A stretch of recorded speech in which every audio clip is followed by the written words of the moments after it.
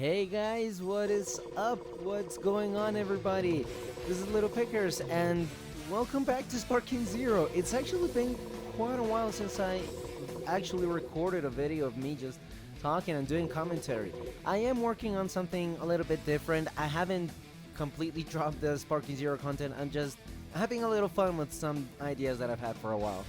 So yeah, be sure to go ahead and check that out if you have any chance. I'm making sure the videos are just short, so little bursts of entertainment, if you will.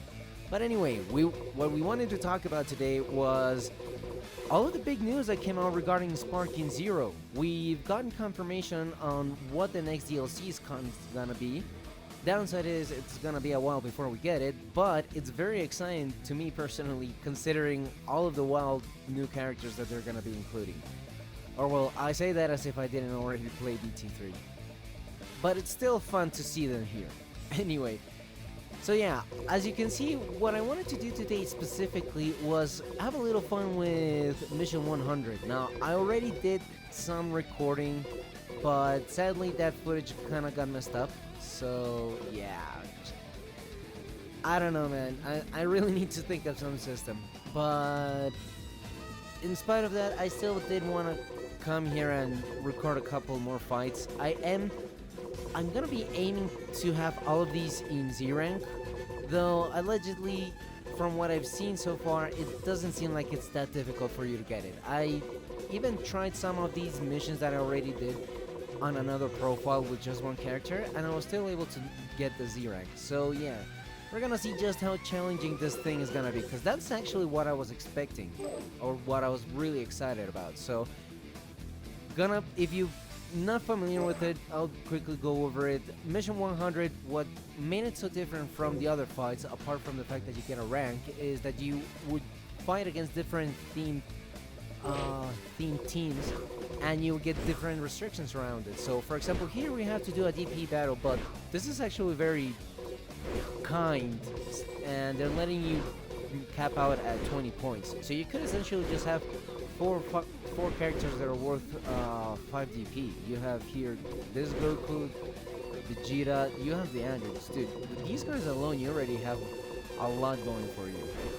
You know, you can have this Kid Buu and hit and still have enough points for Goku. That, like, it's insane. So yeah, this is kind of the things that I'm referring to in terms of challenge. It doesn't feel like it really is that much. So I'm gonna put myself at risk of getting humiliated, and I'm just gonna choose one character and try to like power through that way. I wonder if we can. Oh, we can't. Good thing they did think of that. So yeah, no, we're just gonna go ahead and jump in and see how it goes.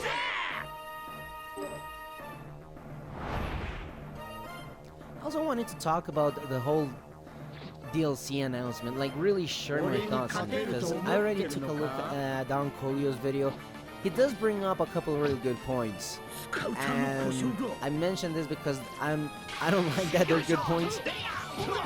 Well,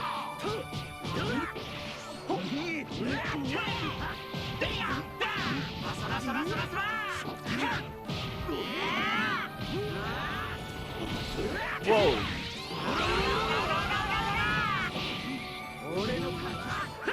Okay.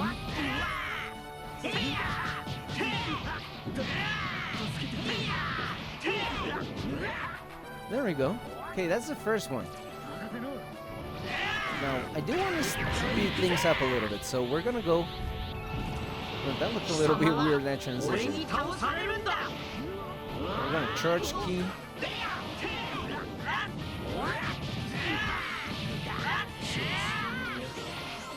Ah, dude, I recently got this bad habit of always pressing perception.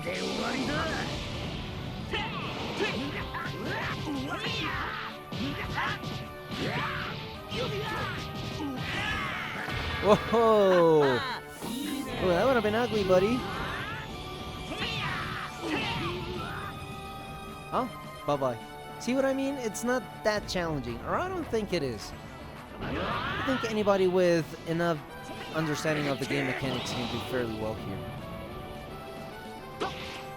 I'm gonna try and position myself at a better angle. I know this is also time-based, But come on, I think we're flying through these guys fairly quickly.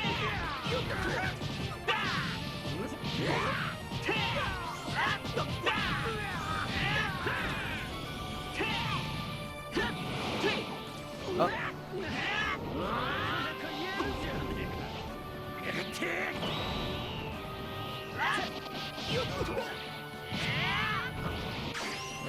Almost messed it up. See? It's not really that complicated. And away you go. Man, I tell you, fighting against these guys is a little bit more refreshing, not gonna lie. At the end of the day, I'm not having to worry about that many freaking super counters or the other guy actually being better than me. Yeah, we also deserve to enjoy the game every once in a while. There you go. I think it's time for us to step things up a notch. Oh. I don't have skill points. This is awkward. You just go ahead and charge Kido very slowly. There we go. So I think the first thing that we should talk about is primarily the characters that they're adding, because I think we can all agree that one of the major concerns everybody was having, understandably so, was the fact that we're probably not gonna get anything else. The last DLCs pretty much just focused on them adding more characters, and it really hurt the game in the sense that, once again, say with me, it lacked content. So, seeing that they actually, I mean, that's the point.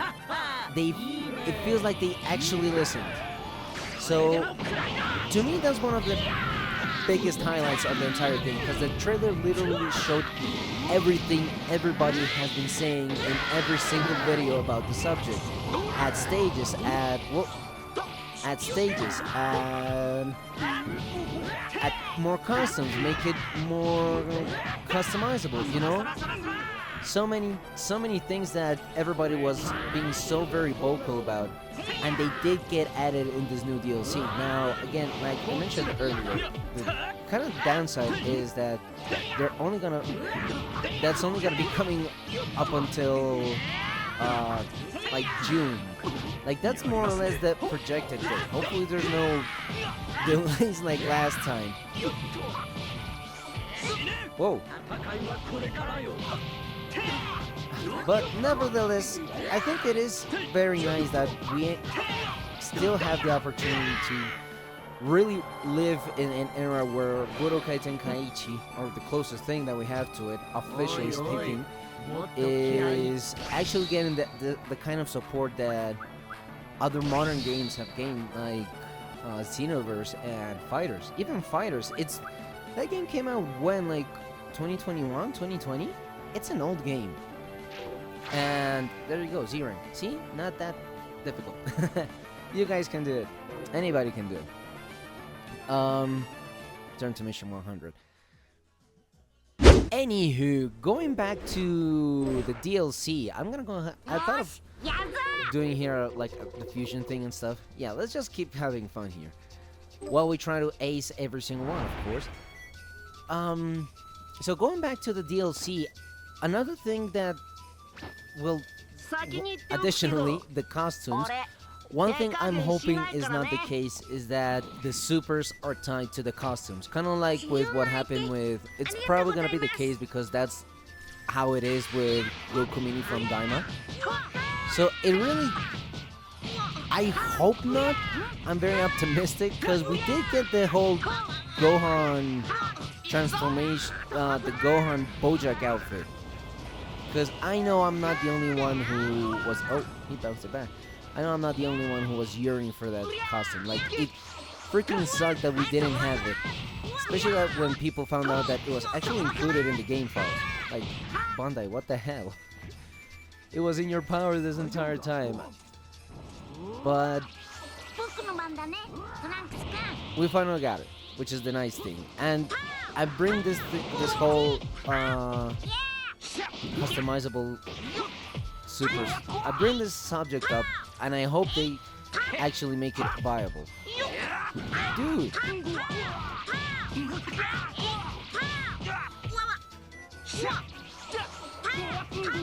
I'm getting a little bit frustrating to break through his... Jesus!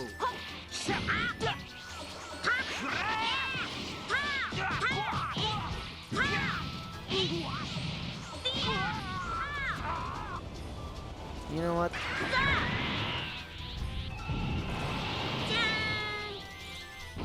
So yeah, I bring up the whole super topic because another thing that I really was expecting this game to have was the whole customizable supers.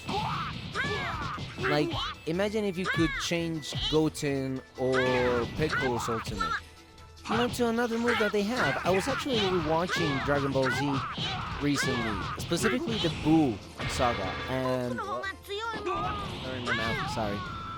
And specifically in the Buu saga, when during the final fight with Goku and Majin Buu, well, Kid Buu, I should say. There we go. Oh. Sorry about that. Had to take care of something. Let's wait for me to be able to transform. I don't want to kill Krillin just yet. There we go. So yeah, I was rewatching the fight, and I noticed a way that they've circumnavigated the whole moveset issue is they just recreate some of the iconic action sequences from the series. You know, obviously Budokai Tenkaichi 3 did this as well, but my point is, if we're gonna go that route, if that's like the minimum requirement, there are so many different moments that they can do something like that with. For example, Kid Buu. There's this scene where he grabs Vegeta. He's trying to win time for Goku to be able to do the Spirit Bomb. Ah, you prick. There we go. Yeah. Where Vegeta is buying Goku time for him to be able to build out the Spirit Bomb, and Kid Buu has Vegeta by the throat, and actually, this might actually kill him. There we go.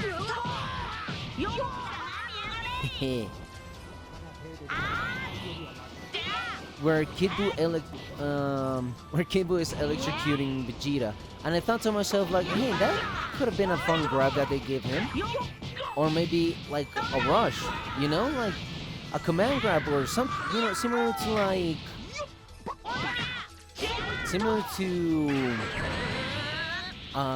Broly's high speed rush. You know, base Broly's, the one from Super.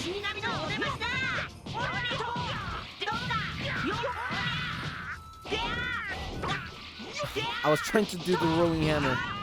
There you go.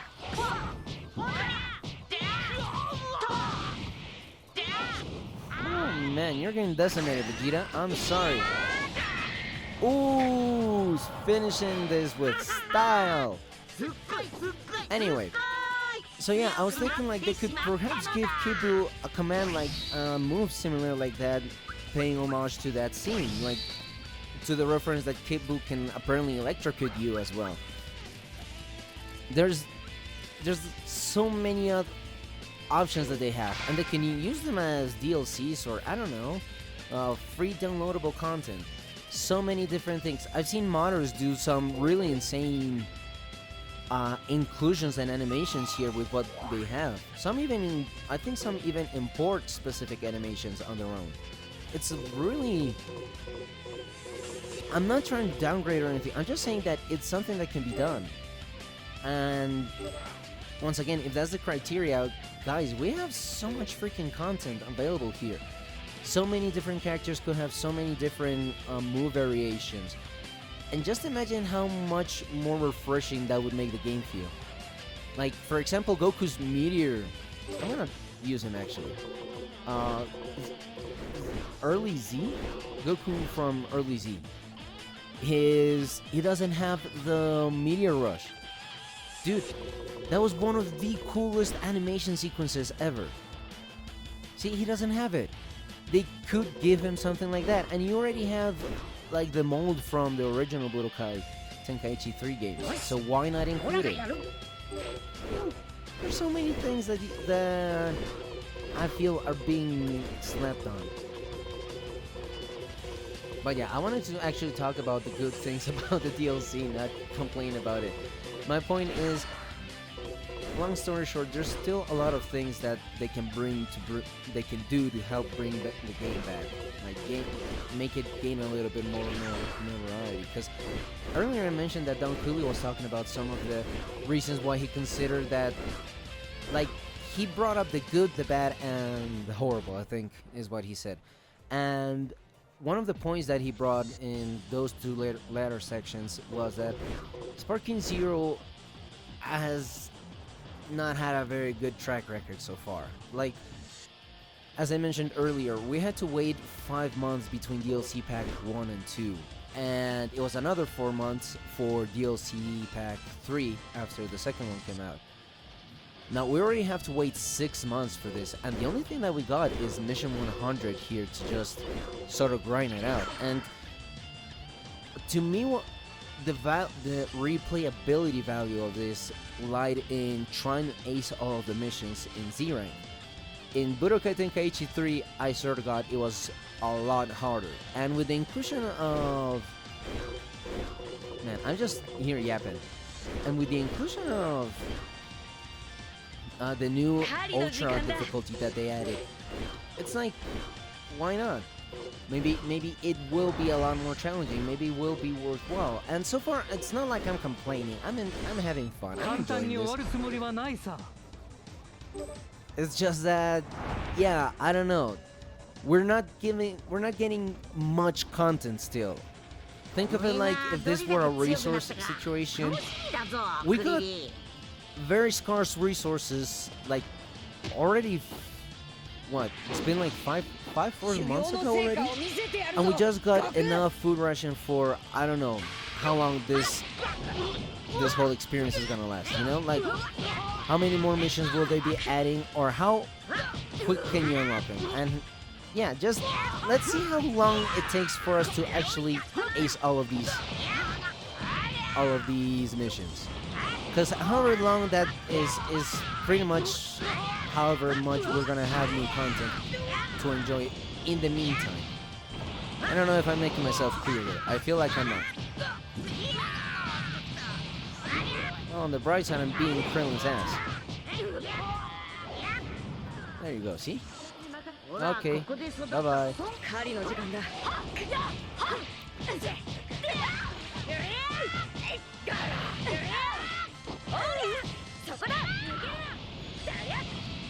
Sorry if I'm a little quiet. I'm trying to organize my thoughts on what I was mentioning earlier.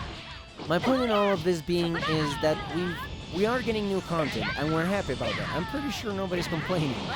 But it's the fact that not only is this coming quite late into the game, like, for example, what happened with Season 3?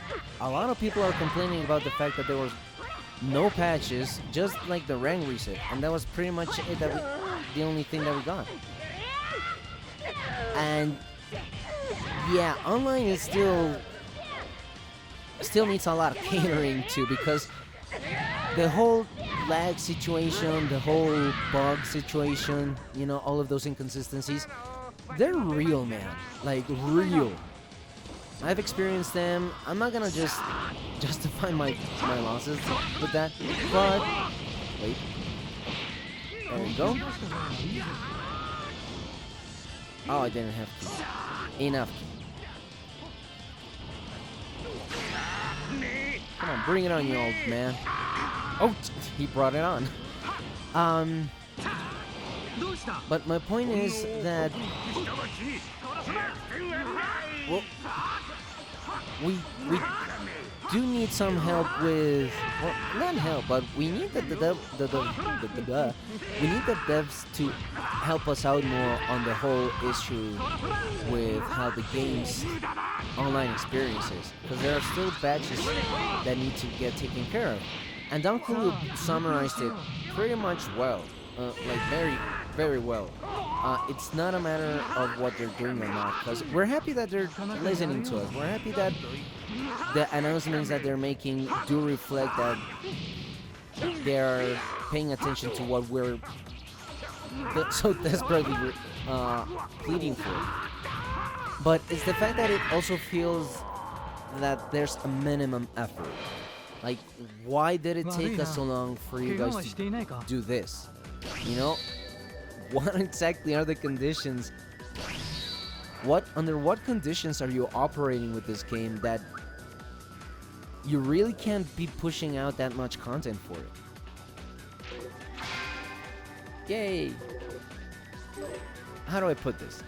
We are now in a position where we have people that are also asking why wasn't this included in the base game, you know? It feels like that sort of sleazy cash grab strategy, because all of the things that we're getting in this next DLC, they're all part of... It was all included in... Whoa, dude! All of that was already included in... Dude, wait. Jesus, man. All of that was already included in Budokai Tenkaichi 3. Why wasn't it included in the base game for this? Now, my headcanon, what I choose to believe, or what I think makes the most sense, is that the guys, like everybody said at one point or another, it feels like this is an incomplete game. I don't remember where they allegedly had said that they had been working on this for like 5 years, and maybe they did, but that was some not very well invested development time. I'm sorry. I'm just calling it like I see it, okay? Because how is it that you haven't been able to include all of the characters that we had already had playable with? Like, one of the main things about Budokai Tenkaichi 3 was its roster. That was one of its strongest selling points. And it was just how wacky the roster was. Like, are you kidding me? What the heck is a pool doing here? Who the heck plays with a pool? Who the hell cares about Freeze the Soldier number 3? You know? But you could still play as them. And it was the fact that the roster was so vast that you had so many different... They were like your toy figurines. They were like action figures that you could genuinely play around with and just do your own what-if scenarios with. And you didn't even have to do all of the crazy sound effects or anything. You just had to focus on the action, and that's it. I've always talked about how one of the main selling points to me personally with Budokai Tenkaichi 3 was the fact that it feels like you're actually playing in the series. Like, it's... Jesus.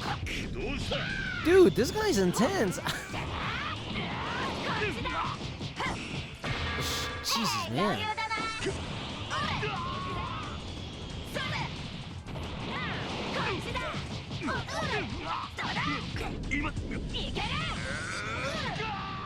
Okay, I might have to actually concentrate.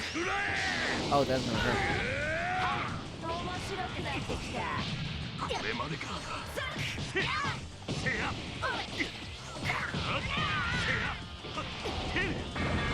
Jesus, dude.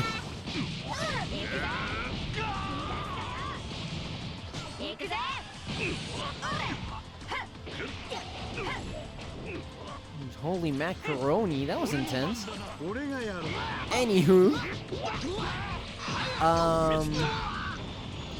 one of the things that I've always said makes the game so entertaining for me is the fact that you actually feel like you're inside the game in the series. You're actually living these fights. And of course the roster was big. Of course they included a shit ton of characters. We still had a ton of new playable characters to mess around with and experience, you know? Jesus, dude. These guys are starting to put up a little bit more for fight than I thought they would. Oh, I thought that was a high-speed rush. Oh, I should totally missed that.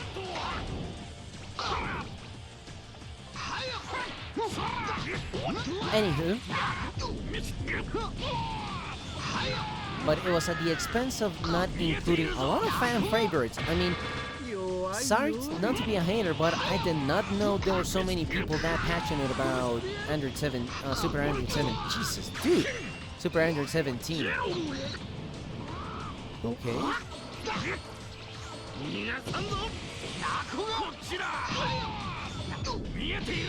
Dude!